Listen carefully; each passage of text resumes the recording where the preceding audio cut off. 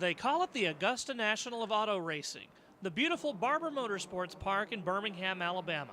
Since 2010, this winding course has played home to a springtime classic, the IndyCar Grand Prix of Alabama. Attended by over 82,000 people, this three-day event serves as the premier sporting event in the state.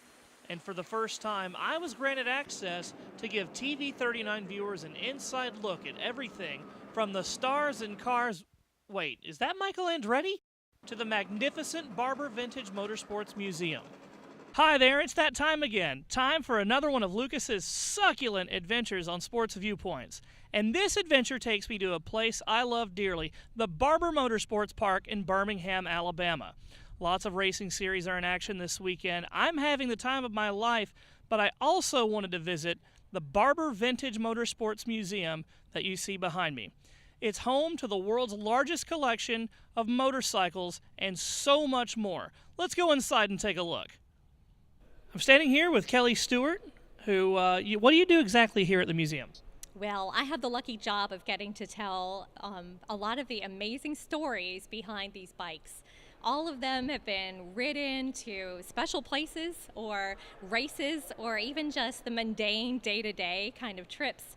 And so all of them have been touched by people, and that's what makes them special. So it's my job to research these bikes, find out their particular stories, and share them through talks and articles. This exhibit behind us is one of the coolest things I think I have ever seen. Tell us about what it took to pull this off. Oh, well, I'll just say, us staff would come down here every day to watch because it was actually really a cool process. This is our dirt bike exhibit, and what you'll notice is that the ground looks like mud with tire prints in it, and in fact, that's basically how it began. It's concrete, but we had tires that were on rollers, and people would stand on either side with the tires, and they would roll the tire marks out. So it looks very real. It's very visceral. It gives a good feeling. And then, of course, as you see behind us, we have this, the bikes making the jump, and that just gives it such a feeling of dynamic movement and speed. Right now, we've just accomplished some really huge milestones. Just in October, in fact, as far as the park goes, right outside the museum, we just built a gorgeous waterfall. Now, as far as the plans for the museum, we still have about 84,000 square feet to continue populating. There's a floor above where we are right now, which is going to have a car collection, and then that's going to free up some space in the original section of the museum for us to do an orientation area so that people can come in and learn more about the collection and more about the history of the museum before they start to wander around and see 800 bikes on any given day. And what would you say to somebody who's never been to Barber before and never been to the museum before? I would say when you drive up, you're going to be surprised when you see the building. It's more, I don't want to say industrial, but when you walk in the doors, you are going to be wowed. That is the mouth that everybody you see, wow. As soon as people walk in the doors. It's outstanding. You really are, even with pictures or video, you're really not prepared for what you see until you arrive here. There's so much to do and see at the GP, and the Verizon IndyCar Series is only the beginning. 6 series were in action over the course of the weekend, including the Indy Lights, celebrating its 400th race in series history. I caught up with Dan Anderson, owner of the Mazda Road to Indy program, the key stepping stones to achieving IndyCar glory. This weekend, the Indy Lights Series celebrates a very special milestone, 400 races for the series. How special is that? It's a great day. It's really a milestone in any kind of racing, especially open-wheel racing, to have done 400 races and still be around and be strong. And develop all the talent that it has developed over the years. I'm just proud to be a recent addition to it. We only took it over several years ago, but it's a great day. The 400 race here at the beautiful Barber Motorsports Park should be a lot of fun. We've got some road race specialists, so it'll be exciting to see who emerges at the top. We've got the reigning British F3 champion over here racing on Carlin Motorsports. Colton Herter, Brian Herter's son, is pretty much at the top of his game. Our pole sitter, Kyle Kaiser, is very experienced and has done a lot of laps around here. there's probably any one of 6 or 8 guys that can win this race, maybe more. Should be exciting. It always is a great race. You talk about the drivers that have risen to the IndyCar Series from Indy Lights. Current drivers include Charlie Kimball, Joseph Newgarden. The list goes on, and you have to wonder who are some names that you think are who's going to be the next guy, who's going to be the next big thing, the next big name to come from Indy Lights. Well, James Hinchcliffe is a pretty big name, too. Let's not forget him. Graham Rahal, Marco Andretti all came out of the Road to Indy ladder back in the day. Graham Rahal actually drove on my Pro Mazda team when I owned a team.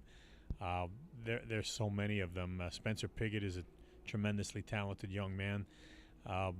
They all gain in experience as they go on. The elder statesmen of IndyCar have been there a long time, the drivers, and I would expect at some point some of them are going to step down and the kids will have a better chance to emerge. So you think the future's bright? I do. I wouldn't be doing this otherwise. But of course, why am I here if I'm not using my time wisely to talk to the big names of the sport? You've been a car owner now for 31 years, and for the first time as a car owner, you're the championship leader. How does that feel after so long to finally be leading the championship standings with Bourdais? It's great. I mean, we've had a great first 2 races. We had a good off season, put a whole new group of people together, and it's really clicking well, and everybody's working together really good and getting a lot accomplished. What did Sébastien Bourdais bring to this organization that has helped make you guys winners and championship contenders? People are calling you championship contenders for the first time. I just think, Sébastien enjoys driving for our team. We were able to bring his engineer from the Newman Haas days and put the band back together, as we kind of say. We had a lot of his Newman Haas crew guys before with our team, so it's kind of like a reunion of all the success they had there, and a couple other elements we've added into it. It's created a good feeling amongst all the guys. 2 years in a row, 2 second-place finishes is the third time the charm. Is this going to be the year you find, because you're in my fantasy standings, you better win for me? Everybody that's ever told me that's like bad luck. So I hope we can break through and break that curse, as well as obviously getting a win here. We've been close so many times. Last 2 years, obviously runner-up. But a couple of years before that, finishing 4th, I think. So it's been a really good place for me over the years. We just need to somehow find a way to get through and have a good, clean race, honestly. Put ourselves in good position, because points-wise, we've struggled this year so far. We've been fast. It just everything that can go wrong, has gone wrong, and so hopefully we can get a good result here. Your teammate won at Long Beach. Do you think you've got a shot this weekend? Well, we have a good car, and the team is pretty good, so we definitely can be up there. What do you think about Barber itself? How do you like Barber? What do you think of the track? I think it's a great track. It's pretty technical. It's very difficult, so you need to have a lot of experience to drive such powerful cars as IndyCar at this track. It has a lot of grip and has a lot of elevation, so but at the same time we have a lot of good things going on during the race. The spectators really love this track for action, what we're making here, so no, I like it. Early this morning I was in the paddock and I saw you were signing a lot of autographs. You're very popular here. A lot of people call you a fan favorite when the series comes to Barber. Why do you think you're so popular with the fans here in Birmingham? Well, I think just probably the results help, and I don't know why, but I've done more media days, here over the years than anywhere else probably. So I think that plays a role in it, but results. People obviously, a lot of Will Power fans love Will because he wins a lot, stuff like that. So, people, migrate to that sort of thing, and we've always done well here. And I also think, I'm a Buckeye fan, but still I'm a big football fan. So people have kind of, I think they like that. Obviously, Alabama's very proud of their football. So it's always, I think that's a big part too. My theory is, and this is just a theory, and I'm from Chattanooga. Here in the South, we like to party a lot. And when we're out late partying, there aren't a lot of places that are open late to eat. We go to Steak and Shake. We see your picture on the wall on the posters. Do you think that has something to do with it? I could, yeah. I definitely think since Steak and Shake, a lot more people have paid attention. I think it connects to home. for many individuals. And so even if you don't see it front and center on our race car, they're always with us. It's always a big partner of ours. And trust me, even where I'm from, back in Ohio, it was always a similar story. I've spent many a night in Steak and Shake. You play guitar? Tell us about a little bit about that. Well, I used to play in a band for around 10 years, but now I don't have so much time for that. We specialized on cover, so we were a cover band, and we made the covers on all the classical rock things, like Deep Purple, Led Zeppelin, Jimi Hendrix, James Brown, and all the stuff, So, no, it was a good time, definitely. But the problem is when you race at such a professional level, like I'm doing now, you don't have so much time for that. Because if you want to play in a band, even if you want to play only cover songs, you still need to practice at least 2-3 times a week with a band, and that's not possible because also my band is in Russia. So. And what was your favorite song to cover? I always liked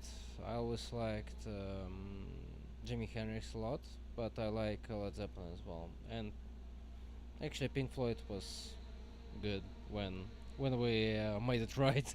You've got Pippa Man running the Indy 500, looking ahead to the month of May. Oval program, how's that looking? How are your chances at Indianapolis looking so far, you think? We've done a lot of work for the Oval program. We've done a lot of shaker rig testing. We've done full-scale wind tunnel testing. So we put more effort into the Oval program than we ever have. And hopefully that pays off for everybody. So you think maybe we'll see Dale Coyne Racing in Victory Lane in Indianapolis? That's always been the goal. All right, well, thank you, Dale Coyne. Thank you very much. That's Dale Coyne, the owner of Dale Coyne Racing. So looking ahead to Indianapolis, you had a great run going there last year, and you had an incident.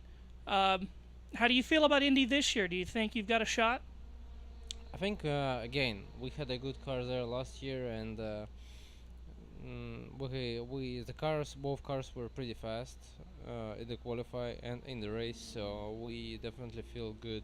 The month of May, this is the last weekend before Indianapolis for the month.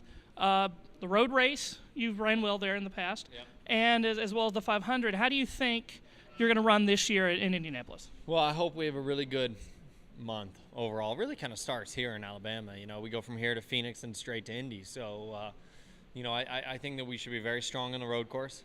And my hope is that on the oval, we've made a lot of improvements. 2 years ago, you finished runner-up here. One of your bosses, Mr. Letterman, gave everybody in the crowd on his show free milkshakes from Steak and Shake. Do I get anything if you win on Sunday?